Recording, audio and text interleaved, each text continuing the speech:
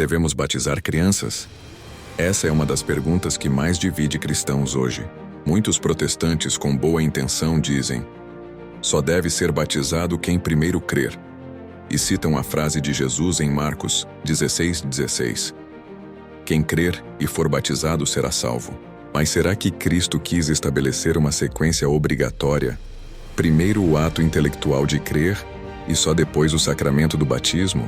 Ou será que essa leitura ignora o modo como os próprios apóstolos, a Bíblia como um todo, e a igreja primitiva entenderam o batismo? Hoje você vai ver, pela Bíblia e pela tradição, por que a Igreja Católica, desde o início, sempre batizou as crianças.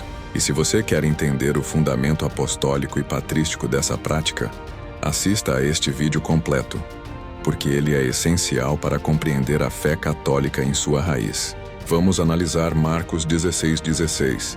Quem crer e for batizado será salvo, mas quem não crer será condenado. O problema é que muitos leem isso como uma ordem cronológica, mas Jesus não está dando um manual de instruções, e sim unindo fé e batismo como caminho para a salvação, para aqueles que podem ouvir a pregação. Note que ele não diz quem não for batizado será condenado. A condenação está ligada à rejeição da fé por quem pode crer.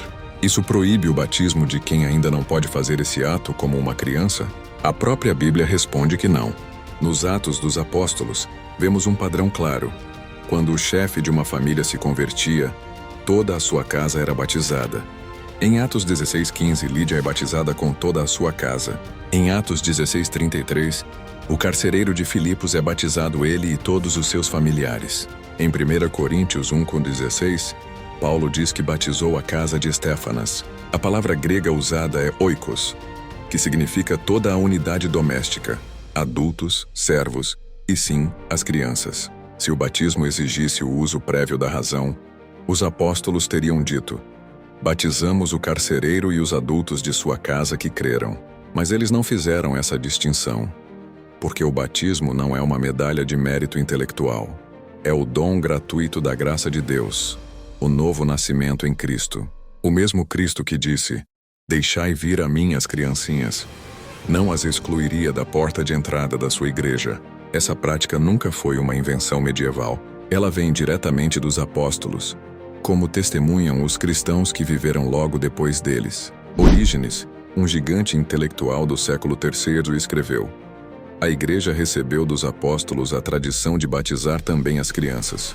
Orígenes nasceu por volta de 185 d.C. Então ele está falando de uma prática que já era antiga e universal em seu tempo. Santo Irineu de Leão, que foi discípulo de um discípulo do apóstolo João, afirmou no século II que Cristo veio para salvar todos os que por ele renascem para Deus: bebês, crianças, meninos, jovens e adultos. E o termo renascer para Deus era sinônimo de batismo na igreja primitiva. Santo Agostinho, no século V, ao combater a heresia dos pelagianos que negavam o pecado original, usou o batismo infantil como prova irrefutável. O costume de batizar as crianças não foi inventado pelos homens, mas sempre foi mantido na igreja. Não se pode crer que tenha sido estabelecido por outra autoridade que não a apostólica. A lógica dele era simples: se as crianças não têm pecado, por que a igreja desde sempre as batiza para a remissão dos pecados? A prática era tão inquestionável que serviu de argumento para provar outra doutrina. E a lógica final vem da própria aliança de Deus. No Antigo Testamento, a circuncisão, sinal da aliança, era aplicada aos meninos no 8º dia de vida. Seria a nova aliança infinitamente superior, menos inclusiva com as crianças? De modo algum. O batismo é a nova circuncisão, a circuncisão de Cristo, como diz São Paulo em Colossenses 2:11 e 12, que nos insere no corpo de Cristo e nos dá a graça para crer.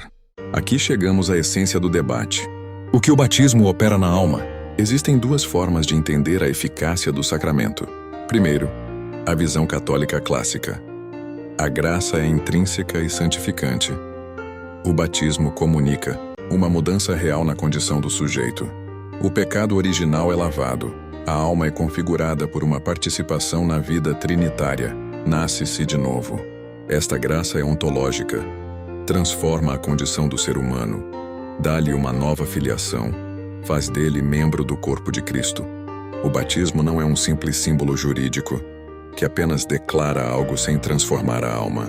A fé católica ensina o contrário. No batismo ocorre uma graça real. A alma é purificada e o homem é regenerado interiormente. São Paulo ensina em Tito 3:5. Ele nos salvou mediante o banho da regeneração e renovação do Espírito Santo. Essa graça é eficaz e interior.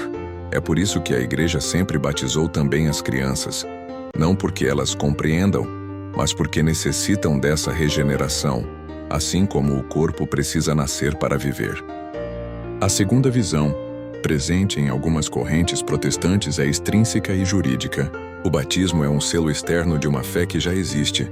Sua eficácia seria declarativa. O batismo atesta uma condição que já estava presente na consciência. A diferença não é pequena.